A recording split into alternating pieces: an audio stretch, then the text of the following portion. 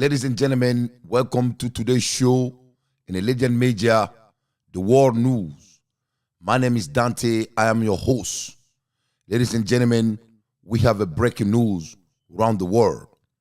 First of all, we're going to start to talk about what happened in the United States of America, here home in Washington, D.C.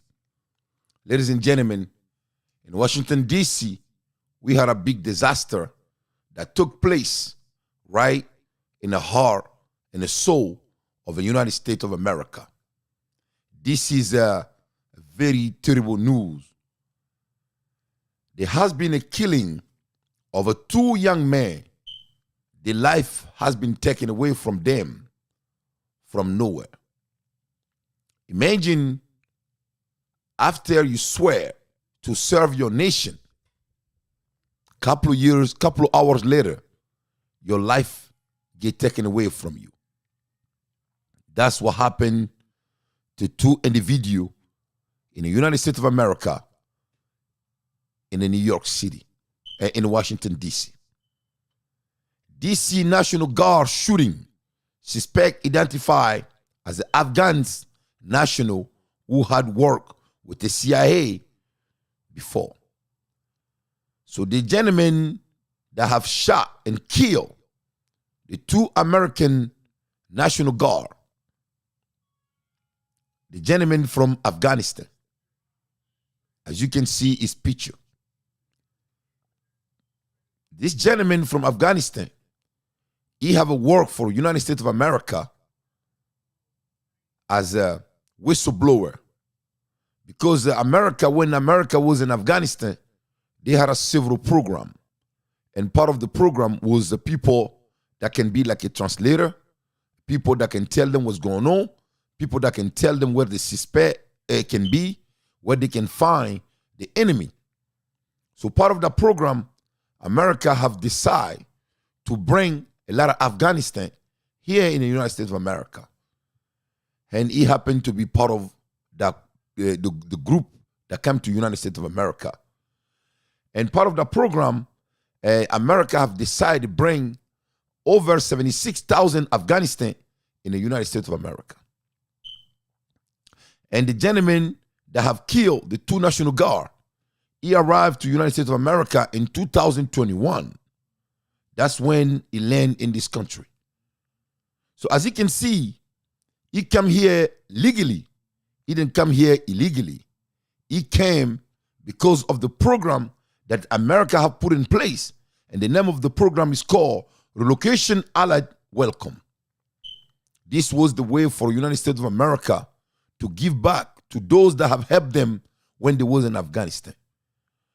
So as the news say, an Afghanistan national named Rahmanullah Lakanal has arrived, identified as the suspect shooter in the ambush attack that killed one National Guard member and wounded another just a block away from the White House. On Wednesday, the Department of Homeland Security say the CIA that Lockwell previously worked with the U.S. government, including the CIA, as a member of a partner force in Kandahar that ended in the 2021 following the U.S. withdrawal from Afghanistan. So obviously, Rahmanullah came to the United States of America as somebody that have served this country for many years from when he was back home. Arrived here in the United States of America. Here he took the life from two Americans, the two young Americans that was very excited to become a National Guard. Literally a couple of hours later, they have swear to become a National Guard member. So they excited to work overtime for the holiday, new job, serving the nation. And their life was taken away just like that. This was a shock to the United States of America. Let's listen to what United States President have said by this killing. Let's listen to Donald Trump and his remark. It was an act of evil and act of hatred, and an act of terror. It was a crime against our entire nation. It was a crime against humanity. As President of the United States, I am determined to ensure that the animal who perpetrated this atrocity pays the steepest possible price. This attack underscores the single greatest national security threat facing our nation. So, as you can hear, United States of America, Donald Trump have made a bold remark. He said this is one of the biggest threat and a national security threat in the United States of America. And the president have also saying that he will do everything to vary every single Afghanistan that's in the United States of America. This was a really, really tragic moment for this nation. For those of us that live in this country, Thanksgiving is a big deal. And today is a Thanksgiving.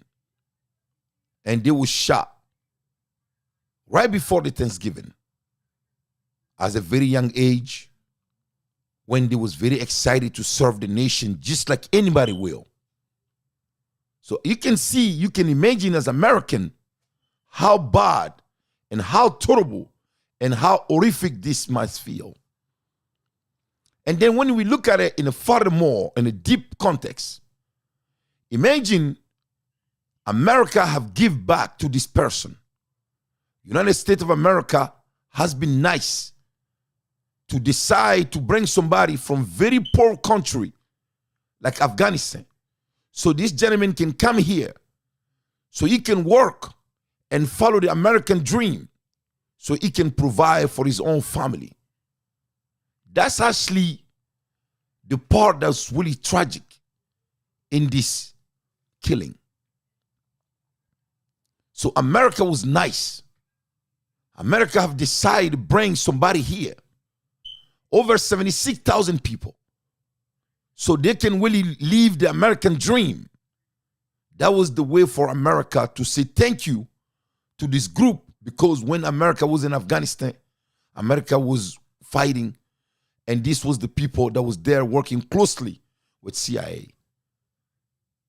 So as you can see, when you start to be good people and give it back, and when people don't recognize your goodness, it can close the door for other people. So now, because of this guy decision, now he's going to make it hard for every single person from Afghanistan. So now America don't have no choice.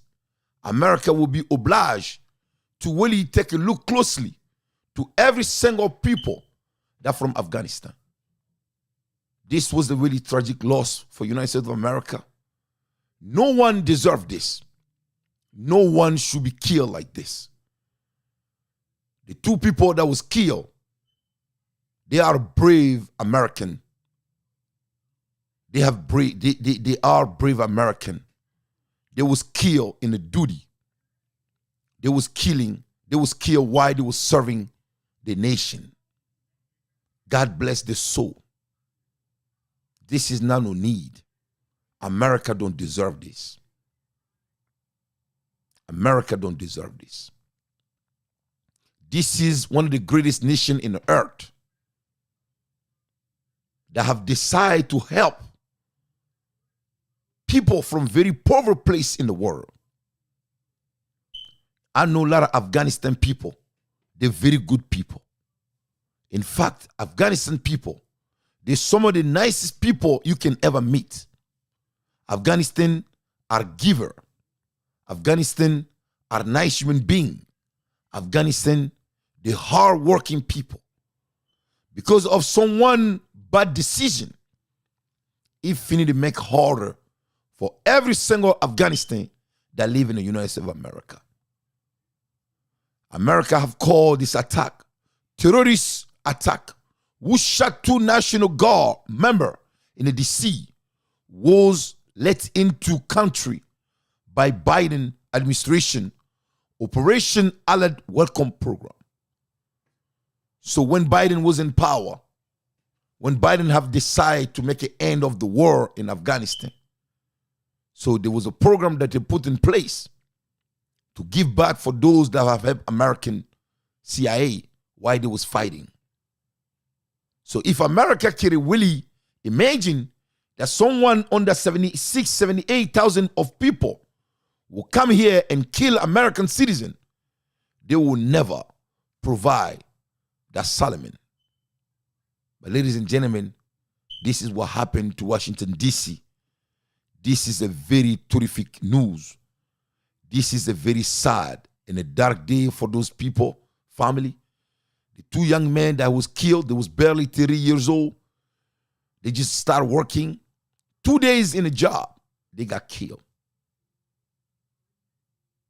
But Donald Trump have saying that he will not leave this and notice. He's going to make sure he get paid for it. He's going to make sure something get done about it. Let's watch the news.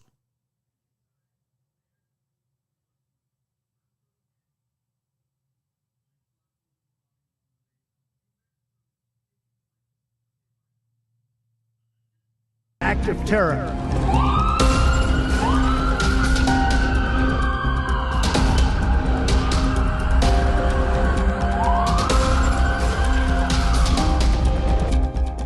We must now re-examine every single alien who has entered our country from Afghanistan.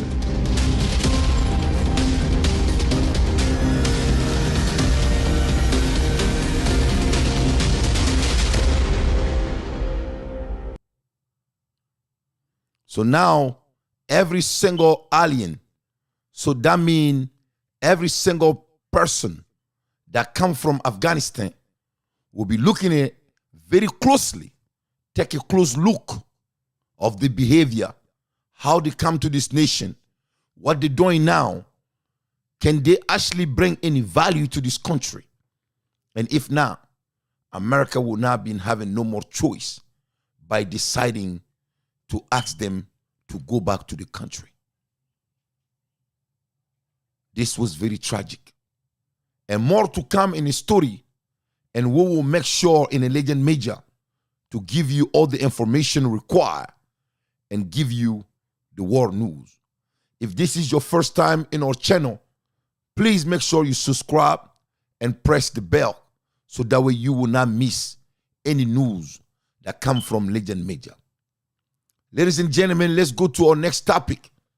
There is the breaking news in Guinea-Bissau. In Guinea-Bissau, there have been a coup d'etat. The coup d'etat that take place on that nation, on that place of the world. Everybody wonder, really, what truly happened in that country? As you can see in the picture, the president, two of his close allies, two of his top military, they have claimed this to say that they have done coup. And the world wonder if this coup is a truly legit or if it's a fake news. Apparently, nobody believing in this coup d'etat. And the reason is very simple. The president was very close to those that have proclaimed they have done coup d'etat. And it's also not a concern the world have. In less than 24 hours, they have already sweated into a power. That is very concerning. There's something that's not adding up here. But more worse, tomorrow is Friday. The country just went to democracy process. And everybody have vote. 64, 65% of the nation have vote, which is a lot for a country such as Guinea-Bissau. Because it's a very small country. So the turnout was very successful. ECOWAS, which is the United African that really control and vet on a lot of those things that happened to that part of the world, was present. So the election was done well. It was done democratically. There was all the security required was taking place. So 2 days from before yesterday, the result of the votes should be public for everybody. And the country will have a new president. And one of a sudden, the president called French news channel and told them the coup d'etat been taking place in the palace while he was in the middle of the meeting. So that alone is really weird situation, because somebody that's about to be attacked, and you have a people come and shoot at you. How can you pick up a phone and dial a news channel from French, not from Guinea-Bissau, not from any place in Africa, all the way to a French, and talk to a French news anchor and tell them, hello, I am here. They're about to do coup d'etat on me.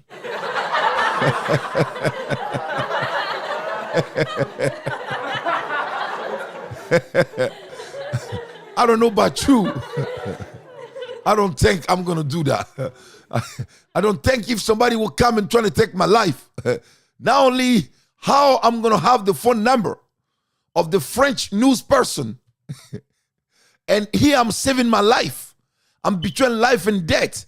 I'm going to go to my phone and look for the French newsman phone number and call him and then tell him that you just got arrested.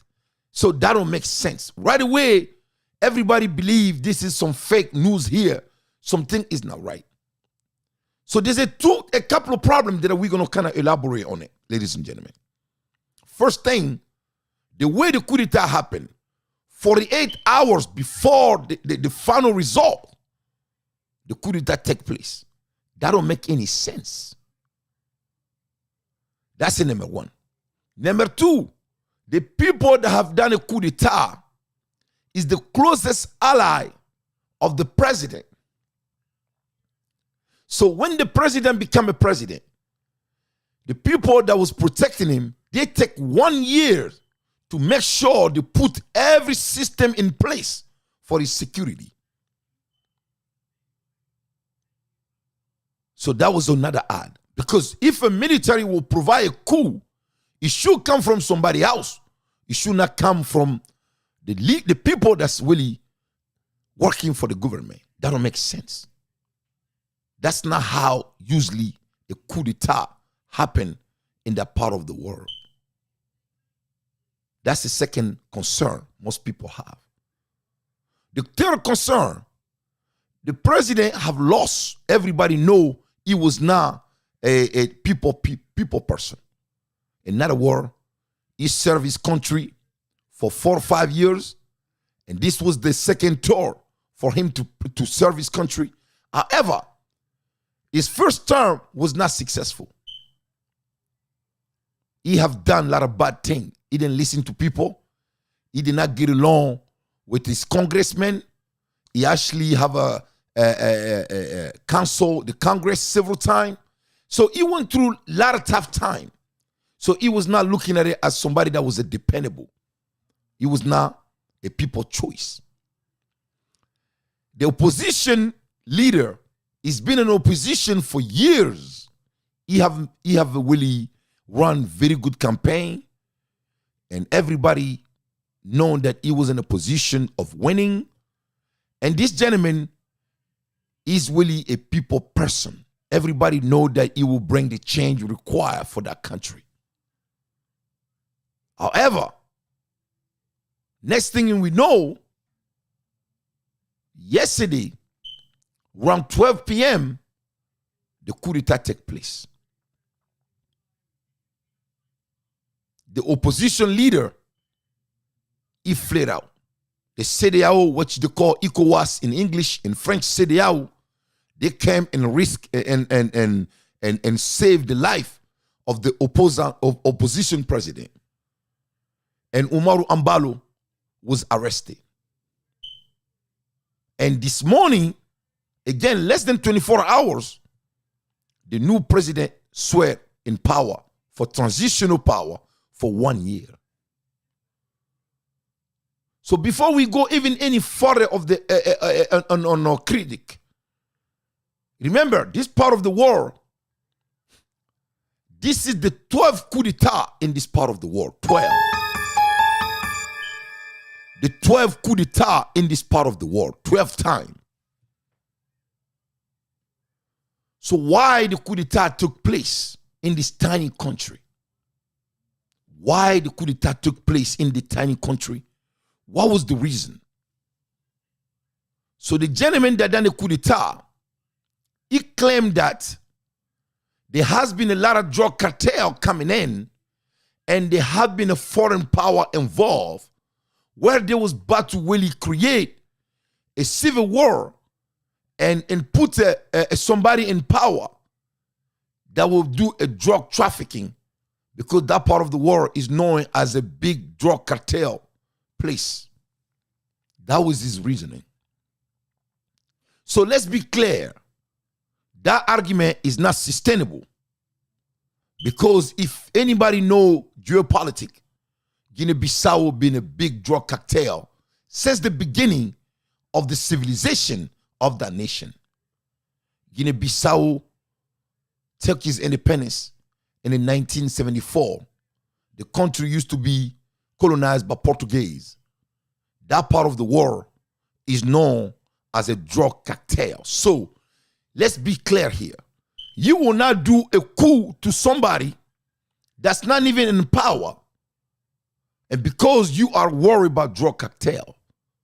If you should do the coup d'etat of somebody that you worry about drug cartel, you should done that long time ago, even before Umaru Ambalo. So that don't make sense.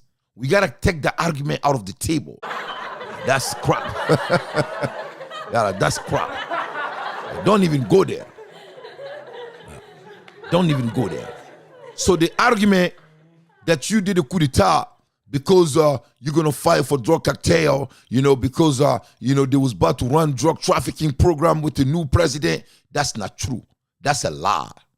That cannot be sustained. First of all, people that do the drug business in that part of the world, in Guinea-Bissau, they are very rich people that do that.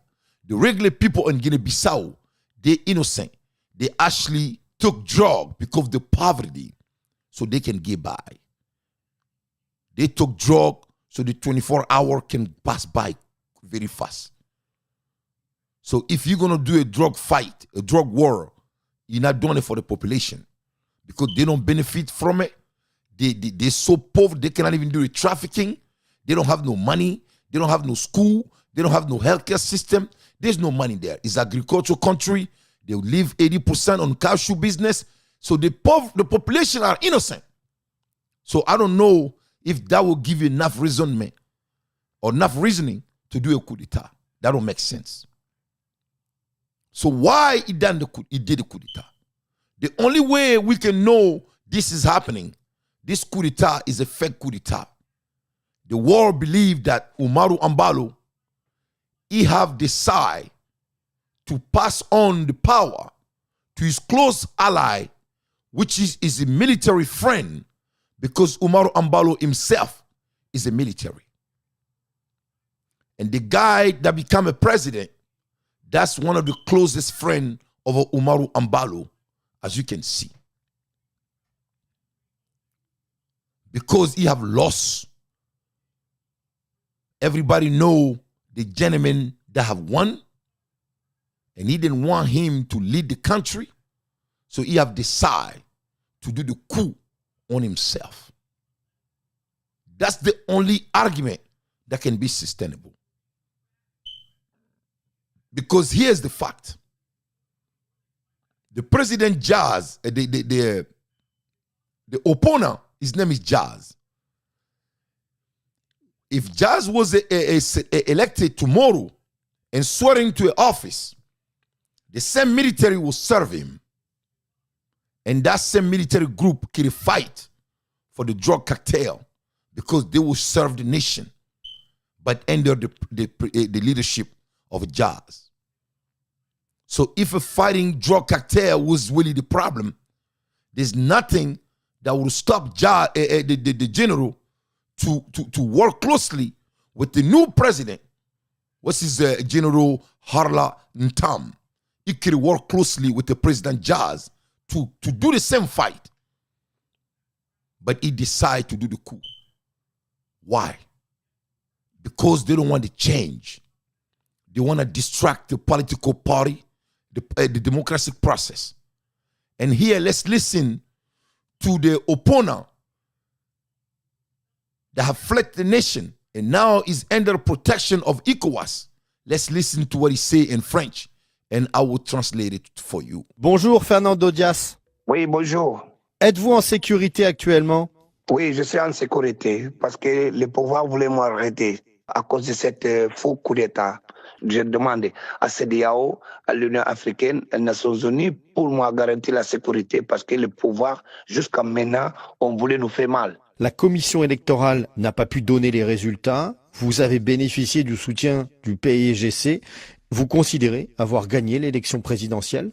C'est moi qui est le vainqueur de cette élection. Monsieur Mbalo, comme il a compris qu'il ne peut pas gagner cette élection parce qu'il a fait une tentative d'altérer les résultats électoraux au niveau des commissions régionales d'élection, au niveau des commissions nationales, il a dit, comme je ne peux pas gagner, je vais transférer le pouvoir à militaire.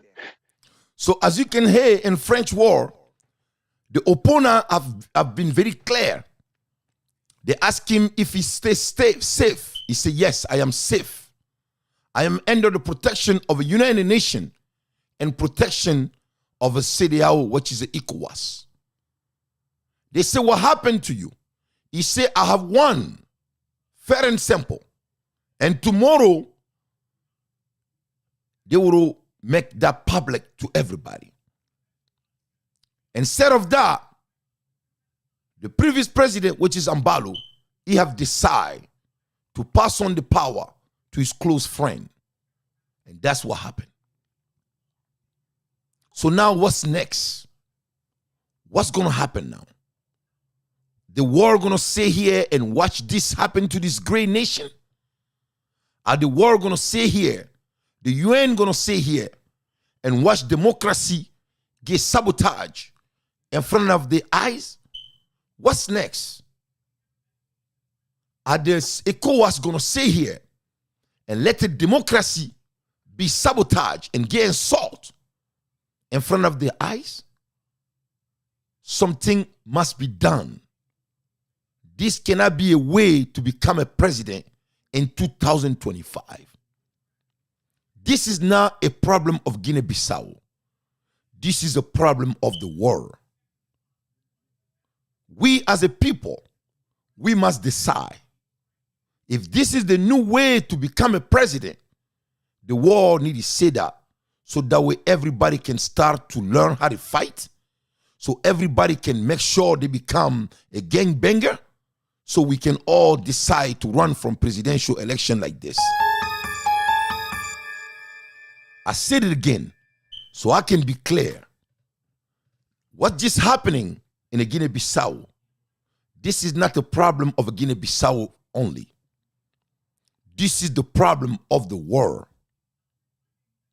And the world must decide if this is the new way to govern, if the new way to become a president is to take a gun against your nation, and if that's the new policy, if that's the new world order, we must know that. So therefore, we all gonna decide to run from power for power the same way. And if that's not the case, we need to make sure this military that's taking over the nation must end now. This cannot continue. When you look at Guinea-Bissau, it's a very tiny country. Guinea-Bissau, as you can see, they have a Parada, they have a Gabu, they have a Keba, they have a Farima, they have a Mosa, they have a Gashu, they have a Bafata, they have a Zistola. It's a very small country. It's right here. You can see everything in front of you. Let's look at the size of that beautiful nation so that way you can understand somebody, the world cannot let this happening. Guinea-Bissau population is only 2.2 million population, almost the size of Washington, D.C. That's the size of the country. So Can you imagine? How can they fail to lead that country? There's no reason this country should be going for 12 coup d'etat. Whatever happened in the Guinea-Bissau is the fault of the world. We can decide to live in a better world, a world of a democracy, where there won't be no strong man get up one morning because he feel like and take people out of power. If that's the world we want to live, the UN need to be clear and tell the world that is the new world order. We can see who is truly the strong man in this world. Small country. On the last edit, the population of the Guinea-Bissau is only 2.2 million, with the estimate ranking from around 2.1 million to over 2.2 million, depending on the source. So very small country. And when you look at the country, that's the population. They barely have a people. Small country, small size. The country size of the nation is only 36,125 square kilometers. Very tiny country. Same size as Washington, D.C. with the 2 million. But there's way more people in D.C. than Guinea-Bissau. So it's country of that size. How come they can be such a poverty? It don't even make sense. Country of that size. How come people cannot go to school? Country of that size. How come there cannot be a stability? And that tells you because the war have allowed this nonsense to keep happening in West Africa, and they need to do something about it. What just happened to Guinea-Bissau? The problem go beyond Guinea-Bissau. This is a African problem. This is the world problem. Because if the world don't do something about what's happening in Guinea-Bissau, this is going to continue to take place all over in Africa. You got the same thing that happened to Guinea, which is right next to Guinea-Bissau. You got the same thing happen to Mali, which is a bordering line with the Guinea. You got the same thing happening in a Burkina Faso, which is a bordering line with the Mali. And then you got the same thing happening in a Niger, which is a bordering line between the Mali and Guinea. You got the same thing happening in a Gabon, same thing. You got the same thing happening in Chad. This cannot be the picture of African people. This is insulting. The civilization come from Africa. The world need to help African continent and send a strong message to let this military know they cannot become the gangbanger in the nation. Because let's call it the way it is. This is a gangster move that's happening in this part of the world. And everybody know it. So if there's a justice in this world, if there's an equity in this world, if Africa is really a concern of the world power, this military cannot keep doing this nonsense. So I urge CDAO to do whatever they gotta do to put an end of this nonsense now. The High Military Command for the Re-establishment of National and Public Order decides to immediately depose the President of the Republic, to suspend until new orders all of the institutions of the Republic of Guinea-Bissau. Just like that, civilian rule was over. Another African country fell into the control of a military faction. This time, Guinea-Bissau. It's located in coup-prone West Africa, among the poorest countries in the world, and also a drug trafficking hub. Officially, Guinea-Bissau gained independence from Portugal in 1974. Since then, it has seen at least 12 coups or attempted coups. This time, the murmurs began on Sunday. Guinea-Bissau voted in a high-stakes presidential election. On one side, the incumbent, Umaro Sissoko Embalo. On the other, his challenger, Fernando Diaz. Both candidates claimed victory ahead of Thursday, which is when results were expected. Unfortunately, we never got to that. On Wednesday, gunfire rang near the presidential palace. President Embalo told foreign media that he'd been deposed and detained. Shortly after that came the press conference. The High Military Command for the Restoration of National Security and Public Order is reacting to the discovery of an ongoing plan to destabilize our country. To carry out this plan, an operational scheme had been put in place by certain national politicians with the participation of well-known national and foreign drug barons, as well as an attempt to manipulate electoral results. This coup wasn't carried out by the army chief. It was led by a certain faction. In fact, the army chief and his deputy were also arrested. The putschists have appointed General Horta Enta Na Man as the transitional leader. He will rule Guinea-Bissau for at least 1 year. The pictures and statements suggest a coup, but the opposition isn't convinced. I simply wanted to inform you that once again, we are the target of a fabricated coup attempt. I am the winner of the elections. The allegation isn't new. The president's critics have accused him of staging coups before, but so far, this one looks real. The West African political bloc, ECOWAS, has condemned the takeover. The United Nations has also voiced its concern. He appeals to all national stakeholders in Guinea-Bissau to exercise restraint and respect the rule of law. West Africa is known to be a coup belt. So West Africa is known to be a coup belt. So this is now just a simple a news or condemnation. So UN can call out as the one, but that's not good enough. ECOWAS can score and write all kinds of letters. That's simply not good enough. What need to happen here? The world need to come together and send a military power to this country and take this military putschist jantel out of the power. It is the only solution. And if the world sit there and watch this happen to African nation, to a continent, the continent gonna go down the dirt. And African people don't need that. And the more people suffering in Africa, the world will suffer. Because the problem will not stop only in Africa. The problem gonna travel around the globe. The reason is very simple. It's a simple mathematics. Africa gonna be one of the growing continent in the world. One of the youngest nation in the world. That part of the world needed stability.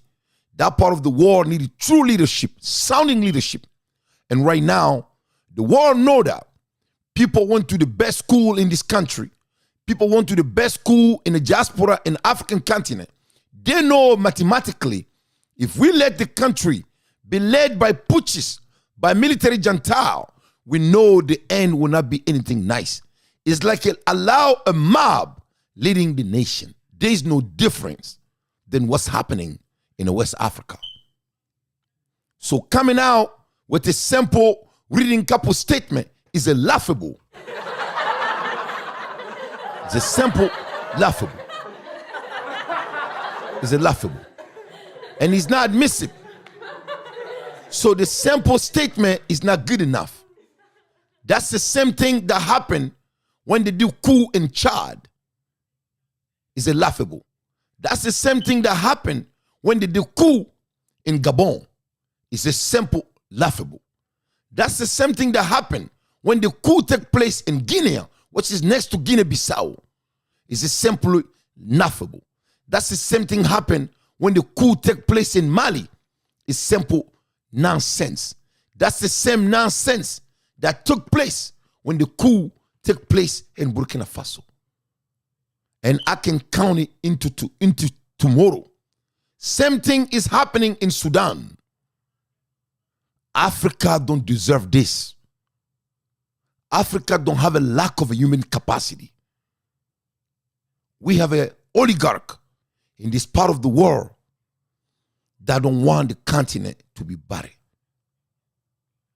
And the dilemma and the consequence of that, you got African young talents fleeing the country to go elsewhere so they can go and be a provider for the poor family. The talent of Africa that's living in Nigeria, that's living all these places of the world to go to England, French, America, so forth, so on. This talent can serving the nation. Use the God-given talent, the intellectual property, and provide service to better the nation.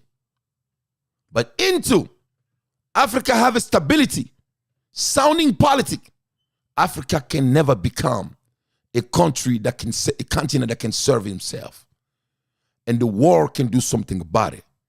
The simple thing is that no more military coup. If you do coup in this part of the world, you will pay the price. I think that's a simple beginning that can solve this nonsense. If a military man want to lead his nation, he can discharge himself from military and come run a campaign like they do in any civil war, any civilized war. And if you won, so be it. But until then, come out with a simple, we deplore, we not agree with this. That's really laughable for somebody, it's so for military jantel.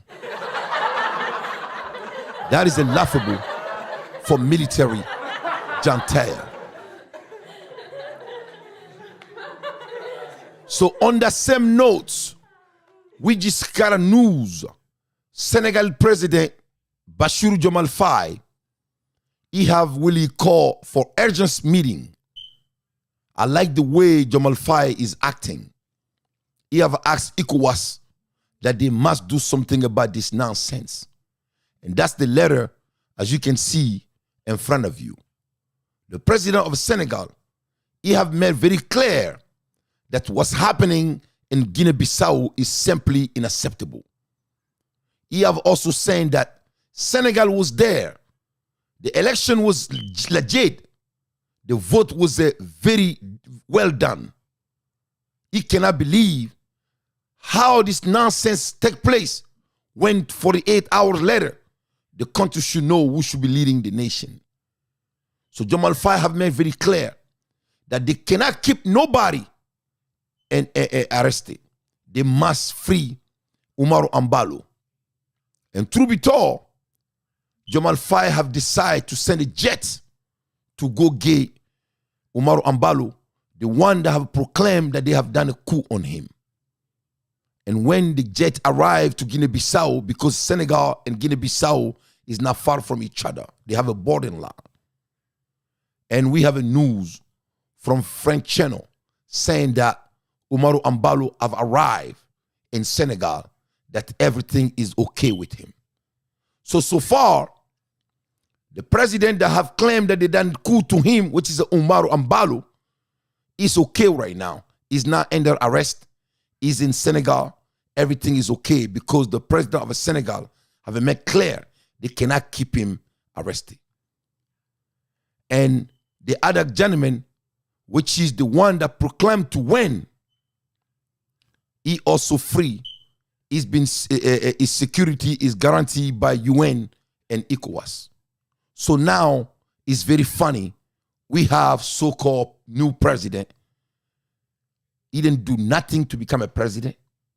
He wake up in the morning and put get together with the Bantu Gentile, and one of his son is the president of Guinea-Bissau. This is like a watching of horror movies. It's like a watching horror movies. The world cannot assist this nonsense.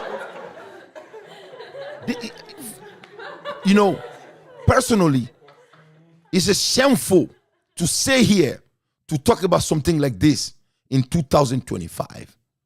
And this should be shameful to every humankind. This is the lesson we want to teach to our kids. So we're going to tell our children, don't follow no process. All you got to do is to learn how to shoot gun. You can lead your nation. That's the new program. That's what I say. This is not a problem for Guinea-Bissau. This is the world problem. What are we going to tell our children? 2 million population.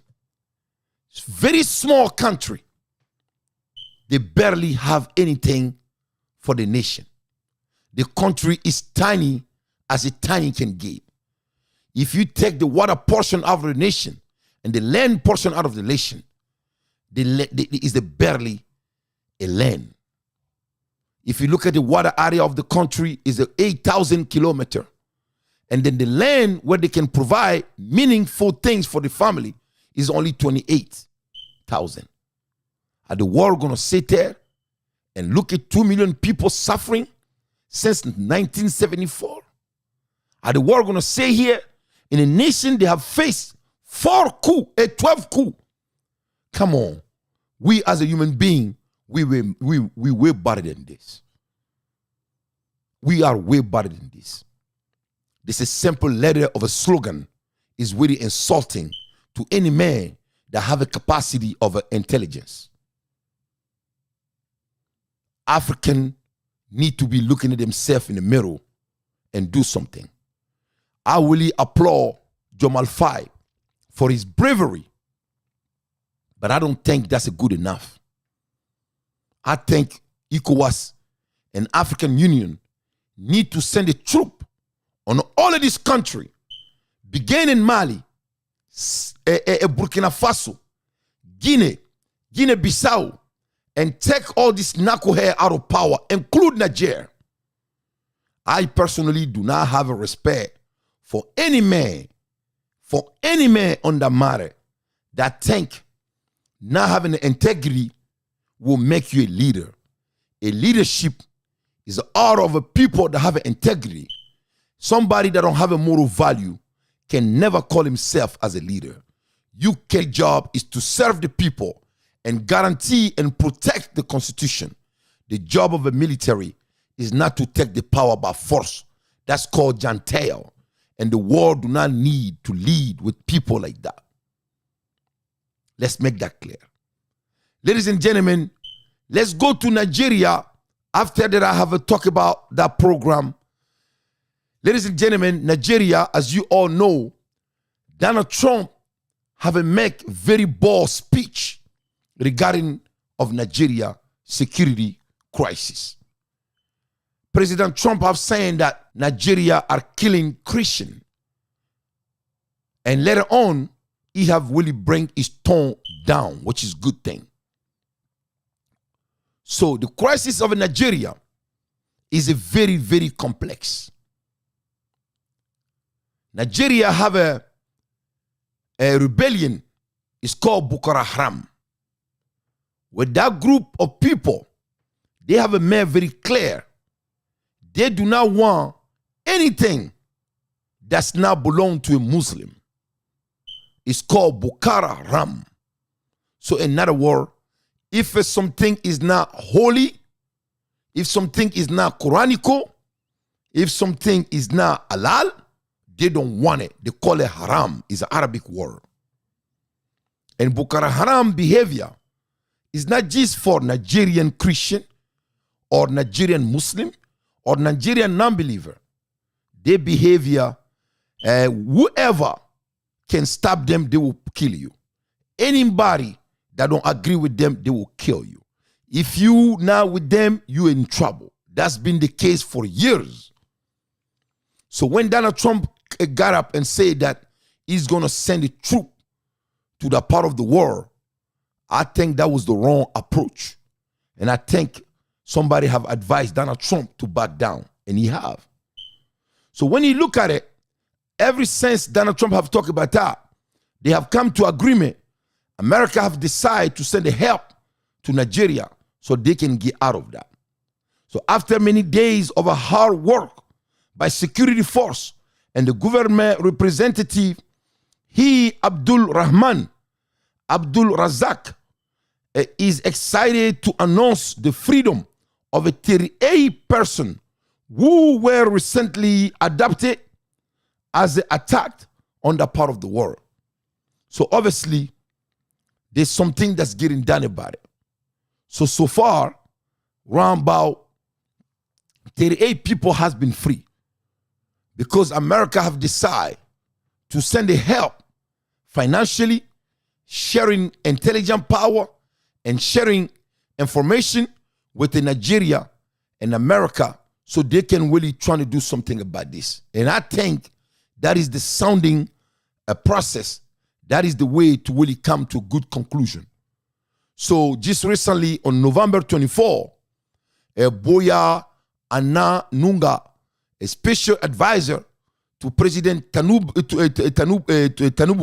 have sent him to America to meet with the American strategic information meeting to really come to conclusion, so that way they can really make sure they do something for Nigeria to really stop down this violent crime that's taking place to people in Nigeria. I will not say Christian or Muslim. I will say simply to people in Nigeria. So the volatile, complex, and security situation characterized by multiple simulation, a threat across the country, including terrorism, widespread kidnapping, violent crime, and inter-communal clash. Foreign government generally advise against non-essential travel to Nigeria because of the gravity and the severity of what's happening in that place. So when you look at Nigeria on a big context, you can see there's a problem of terrorism, there's a kidnapping problem, there's an inter-communal community violence, there's a regional militancy problem. So really is a very deep. And top of that, Nigeria also have a economic conflict as well. So the problem is really deep. But then you can also look at Nigerian problem in different way if you want to. Nigeria also strategically have a lot of oil, lot of gas. Nigeria is a very rich country strategically in terms of the geopolitics. So there is a good enough because of Boko Haram, America would decide to send a troop to Nigeria. Do you think that's necessary? I don't think that's necessary. I think America can help Nigeria and make sure they watch them closely so that way the money can go to the right place to get rid of that dilemma and that killing that take place on that beautiful country for many years. And I really urge America to help Nigeria. Now, some people might say, okay, Nigeria have a lot of oil, especially the best oil the world ever seen. Maybe this might be a way to step in to get some of that oil. Well, I don't agree with that. I don't think that's necessary. Because Dangote is one of the richest men in Nigeria. And Dangote have done very well for himself. He have built one of the best oil refinery in Nigeria. In fact, right now, Dangote is selling the oil even in America. So he done very well for himself. So if America really want Nigerian oil, the simple process is simply they will not allow Dangote to build the oil refinery. Or another way, they will not even make Dangote rich. They will not just simply buy his oil. They don't have to. So I think we African, we need to come out of this illusion, right? And start to think as a business people. Nobody is here to get us. People want to do well. They want to do well with us. But this notion of people here to get us, nobody wants us to be, they're trying to take from us, I don't agree with that. I don't agree with that because we're not slow. We have a many problem that's nothing to do with other people. So I am not the one that like to be cut off on this pointing finger on others. Before I point my finger to others, I will make sure the fourth finger is pointed at me. So if I can solve the fourth problem, dealing with one problem should not be hard. Ladies and gentlemen, my God bless Africa. My God bless the world. The world needed leadership. I believe the takeaway of today's show, I believe leadership will be the highest commodity in 21st century. It does not matter what field you belong. The world need leadership. If there is no Sunday leadership in a part of anywhere, that place will not succeed. If there's no good leadership in a hustle, you cannot raise good family. If there's no leadership in a workplace, that workplace will go down. If there's no good leadership in a country, that country will suffer. If there's no leadership in a continent, that continent will not exist. If there's no leadership, a good leadership in the world gonna go through what we are facing right now. I believe we can do better, and we must do better.